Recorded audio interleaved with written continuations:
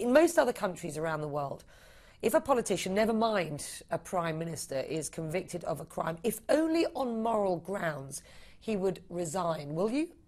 According to my assessment and according to most of the parliamentarians and even all the coalition partners, they think that whatever I have done, it's according to the Constitution.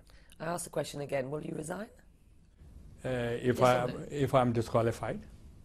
If I'm disqualified, notified by the Speaker, yes, I have to. Who is running the country in your absence? In fact, according to the Constitution in my country, I have a cabinet and everybody is working under the Prime Minister. I ask about who's running the country. In a Gallup poll released within the last year, less than 1/3 of Pakistanis have confidence in national government, in local police, or the honesty of elections. 81% see their government as rife with corruption, and only 20%, 1 in 5, approve of their national leaders, you being one of those. This is a damning indictment, Prime Minister, of what is, let's be frank, a dysfunctional society.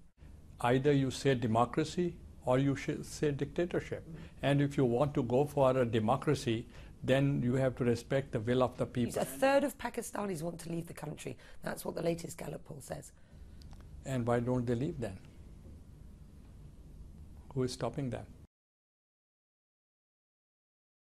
But I'm a Pakistani citizen, but my country has given 35,000 people dead in a war we had nothing to do with. $70 billion lost to the economy when total aid has been $20 billion. How would I feel that my ally, who we are fighting for, does not trust us, instead comes and conduct the operation itself? How does it help? Should they not have told our government? If it's either it's an ally or it's not an ally. How does it help in terms of the future stability of Pakistan for you to tell the Americans that you want to see them completely out of your country in terms of intelligence cooperation, in terms of their anti-terror activities in Pakistan? You want to cut all ties, and you believe that will lead to greater stability, when the Americans are alleging right now that the ISI, the Pakistani intelligence agency, is actively helping the Haqqani network and other militants do their deeds inside Afghanistan? First of all, if this myth being spun that 4,000 or 5,000 Haqqani Taliban is the reason why the US is not succeeding in Afghanistan. 140,000 US soldiers in Afghanistan, greatest military machine in history, is not succeeding because of these 4,000 or 5,000 fighters that are supposed to be holed up in North Waziristan. Does that make sense? That's number one. But I just come back to that. Does America not have a right, in terms of self-defense, to pursue these people if the Pakistani government will not pursue them? But are we Pakistanis not allowed to criticize American policy? Are slaves allowed to just say, does the United States have a right of self-defense if these people are not going to be rounded up and detained by the Pakistani government? Does the US not have a right to do it? But does the Pakistani government also have not any semblance of sovereignty in our country, that maybe they are fighting this war on terror, which is why 35,000 people have died?